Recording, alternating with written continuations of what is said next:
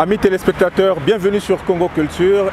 Aujourd'hui, nous allons à la découverte d'un autre artiste. Il s'agit d'Eddie Bayonzama, un humoriste qui est en train de faire son petit chemin. Nous l'avons découvert à l'occasion de la fête de la musique où il a presté au centre culturel Zola avec beaucoup de brio. Vous allez tout à l'heure suivre les images d'ailleurs.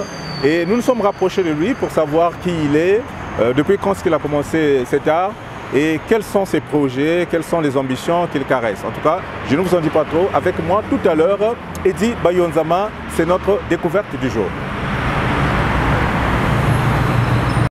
Alors, bonjour Eddie. Bonjour Benka.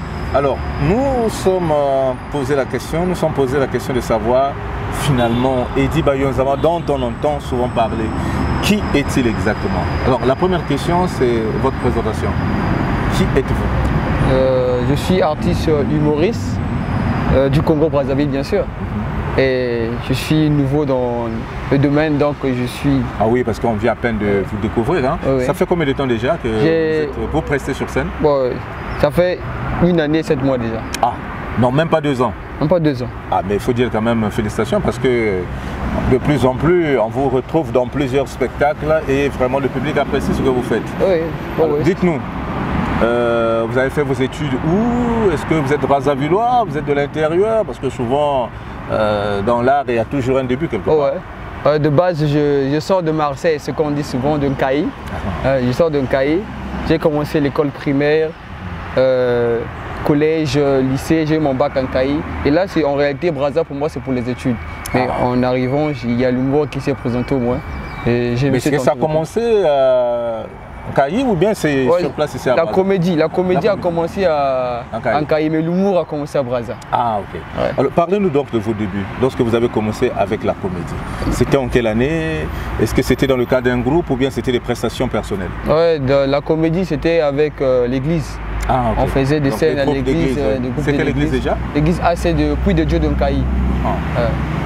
Et donc, c'était quoi exactement? Il y avait un mentor, bien c'est... Ouais, non, c'était juste pendant aussi les fêtes de fin d'année.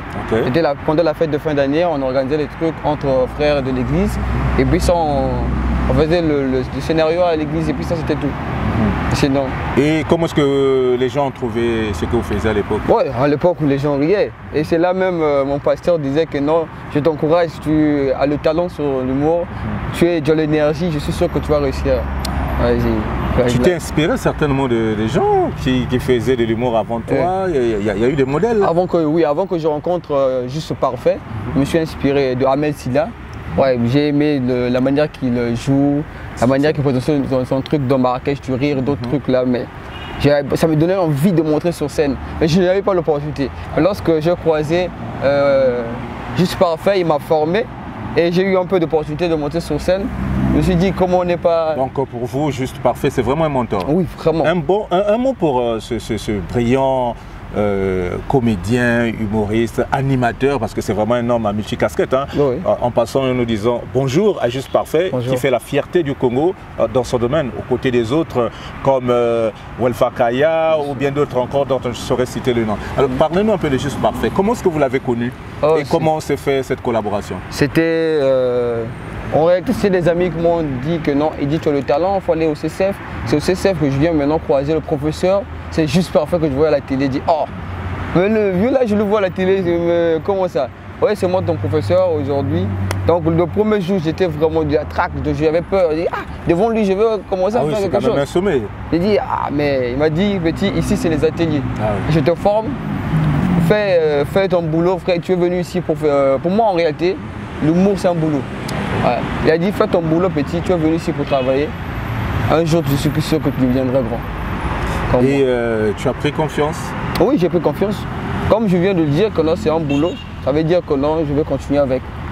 Ouais. Et parlez-nous un peu de votre première prestation. C'était où et quand? C'était en février, février 2021. C'était avec Yakato Seka, le groupe Yakato Seka. Avec, on était au moins un nombre de 8. Fils Brown, Nana Sefo, Jojo la légende. C'était ma première fois, mais c'était difficile. Ah oui, au début, mais depuis le jour où je suis monté sur scène, mon premier jour, et là je sens que je m'habitue un peu avec la scène. Il y a eu un peu plus d'expérience et aujourd'hui vous êtes maintenant sûr de vous. Oui. Voilà. Et ensuite vous avez enchaîné les prestations, comme vous l'avez dit, ça fait 1 an et 7 mois. Alors parlez-nous un peu de la prestation qui vous a le plus marqué, là où vraiment vous avez captivé le public. C'était avec notre 5e édition de Yakato Seka au King Maya. C'était difficile parce que mon sketch n'était pas un sketch vraiment, on peut dire un bon sketch. C'était pas un bon sketch. Les autres me disaient, ah ton sketch là, je suis pas sûr que tu vas pas passer. Mais là je suis monté sur scène, les autres ne croyaient pas que non, l'énergie qu'il dégageait me disait, oh ouais. Donc on dirait le boulot que je faisais. C'était quoi le thème? C'était ma mère, Simone. Je parlais de Simone. Et lorsque je parlais de ma mère, les gens étaient là, ils étaient en train de rire. J'ai dit, ouais, ça, il y a quelque chose. Le public on dit que non, tu as joué vraiment, tu as cartonné. Et c'est ça qui m'a donné le courage jusqu'à aujourd'hui. Et Congo Culture a fait ta découverte au Centre culturel Zola. C'était à l'occasion de la fête de la musique. Une très brillante prestation que nous allons d'ailleurs retrouver et revenir sur ce plateau. Pour composer la chanson. Par exemple, si tu as mangé ton poulet à la maison, tu es musicien, tu veux composer quelque chose. Tu composes ton truc. Williki, williki, yeah, williki, williki, yeah, williki, williki, yeah, williki, williki, yeah, ni mama oulé. Oui, ou bien par exemple, si tu as vu un chien est en train de pisser.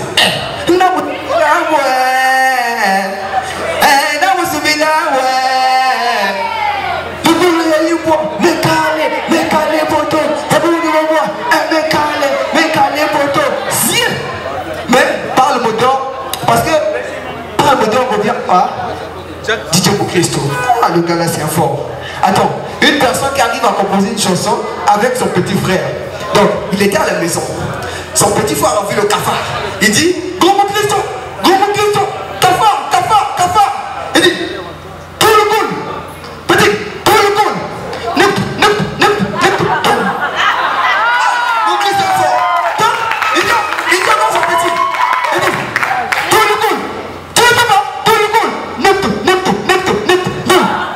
énergie.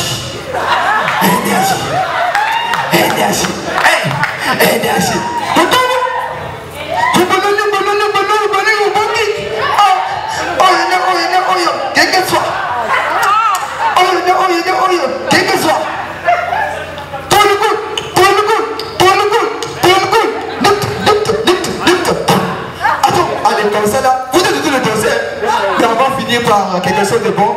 Lui, il a une palme d'or en Afrique. Il est bon, il est talentueux. Il est bon, il est talentueux. Il est bon, il est talentueux. Il s'appelle Grand P.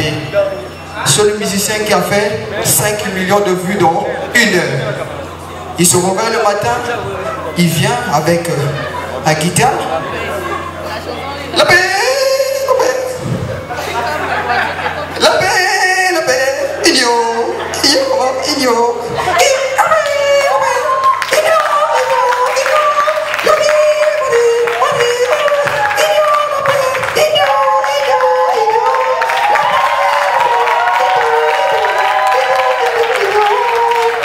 Alors, Eddy, nous venons là de suivre cette prestation que vous avez à faire au Centre culturel Zola. Comment est-ce que vous êtes senti après cette prestation où le public vous a carrément accompagné dans tout ce que vous avez eu comme envolée lyrique? Vraiment, comment je peux dire? J'étais étonné parce que c'est un sketch que j'ai écrit pendant 1 semaine. D'avant, les sketchs, ça prend du temps à écrire les sketchs. Ah oui. 1 mois, 2 mois, tu dois réfléchir, tu dois partir, tu dois sortir. Et pendant 1 semaine, avec l'aide de mon frère Jojo, j'ai dit, Jojo, j'ai un sketch là, je dois écrire ça de la musique. Et on a commencé à faire, on a commencé à écrire. Mais là, j'étais sur scène, je me disais, est-ce que ça va marcher? Est-ce que ça va marcher? Je me suis dit, non. Quand on dit souvent, alors on se lance. On se lance. Je me suis dit, lorsque je suis arrivé au milieu, je me dis, oh, les gens ont tout de rire vraiment. Et c'est à la fin que je me suis dit que non, waouh, mais il y a quelque chose. Parce que vous avez eu une interaction avec le public, hein? Oui, vous avez fait participer le public à plusieurs reprises. Parce qu'on parlait de la musique. Voilà. Imagine-toi la fête de la musique, je viens parler de ma mère, c'est compliqué. Non, il fallait bien choisir le thème. Et c'était vraiment bien choisi. Ouais, je me suis dit que non, je me lance dans la musique. Et là, j'ai interprété les chansons de 2 artistes. Voilà, les coupés décalés. les gens disent que oh, ils étaient en harmonie, donc ils disent ah. Et c'était des chansons à succès d'ailleurs. Oui, oui. Donc le public a repris facilement. Facilement. Donc je me disais que non, waouh. Et il y a le travail on dirait en train de monter au fur et à mesure. Au fur et à mesure, le travail est en train de monter. Alors, dites-nous, de plus en plus ces derniers temps, lorsqu'on voit Eddie Bayonzama, à côté, il y a toujours Jojo la légende. Vous devenez, c'est comme si c'est un groupe que vous avez ensemble. Ouais, pour moi actuellement, je peux dire Jojo, c'est mon frère. Ouais, parce qu'il est venu me croiser dans l'IFC. Donc, je peux dire que je suis son ancien dans le contexte de l'IFC, voilà. Des élèves de Juste Parfait, voilà. Des ateliers. Mais lorsque je me suis familiarisé avec lui, il a commencé avant moi dans les trucs de théâtre. Il a commencé avec les vins du blé de la Porte Noire. Il a commencé, donc depuis qu'il a commencé, je me suis dit, comment il a le talent là, comment on n'est pas m'approcher avec lui pour qu'on puisse faire quelque chose de bien. C'est là où on a commencé et dire Jojo. Et je vous dis que non, on n'a même pas un mois. Ah oui. Mais lorsqu'on met des trucs cartonne, ça cartonne. Les gens disent, oh mais vous avez le talent, vous avez le talent. C'est vraiment une franche collaboration. Je pense que le temps nous permettra de voir ce que ça va donner. Et travailler en équipe, c'est toujours très intéressant. Oui. Alors, quels sont les projets que vous caressez aujourd'hui? Quelles sont les ambitions? Vous êtes à vos débuts, mais vous visez certainement l'excellence. C'est quoi exactement les projets? Nous, comme on dit souvent, là, je veux un jour être comme Weffer Kaya, Juste Parfait, l'icône de Brazzaville. Lorsqu'on parle de l'humour, on voit les deux personnes au Congo. Mais nous aussi, demain, on a envie, lorsqu'on va parler d'humour, on voit Eddie Bayonzama. Lorsqu'on parle de l'humour, lorsqu'on voit, oh non, il a formé tel élève, l'ambition à moi, c'est ça vraiment. Alors, dites-nous, dans vos études, puisque vous dites que ce sont les études qui vous ont amené à Brazzaville, oui. Et vous êtes dans quel domaine de direction? Oui, je suis à la faculté de sciences économiques. Ah, donc un économiste humoriste. Humoriste. Mais comment est-ce que vous conciliez cela, les études et l'humour? Oui. Les études, oui, je suis toujours à l'école. Il y a certainement un domaine qui prend un coup, hein? Oui, il y a un domaine, l'école souvent. L'école qui prend un coup. L'école est en train de prendre un coup parce qu'il y a des moments parfois, on va à l'école, parfois il n'y a pas de cours en réalité. Mais on se demande pourquoi ne pas se lancer en profondeur avec l'humour. Maintenant, c'est pour ça que j'ai basculé. Pour moi, maintenant, l'humour est devenu en haut, l'école est devenue en bas. La passion a pris le dessus. La passion a pris le dessus. Et on croit un jour que non, l'humour, c'est ça qui va donner tout, quoi. Mais est-ce que les parents, quel est le point de vue des parents par rapport à cela? Par rapport à maman, lorsqu'elle dit que non, je fais l'humour, elle dit dis ça l'anguéganina. Voilà, donc maman relativise un peu, elle se dit est-ce que c'est une bonne carrière? Elle dit que non, comme on dit souvent que non, on doit faire ce qu'on aime. Voilà. Elle m'a dit que, comme si tu veux faire ça, ça l'angué. Voilà, il n'y a pas de problème. Pas de problème, mais il suffit que non, tu puisses savoir que non, ça doit te nourrir un jour. Ok. Voilà. Et vous pensez vraiment y faire carrière? Oui, je pense bien. Comme on l'avait dit, Gou un jour, on l'avait interviewé que non, l'humour nourrit son homme. Je suis sûr que non, l'humour un jour nous rendra millionnaires. Ben voilà, c'est donc cette conviction-là qui caractérise Eddie Bayonzama. Alors, Eddie, notre émission, c'est la découverte.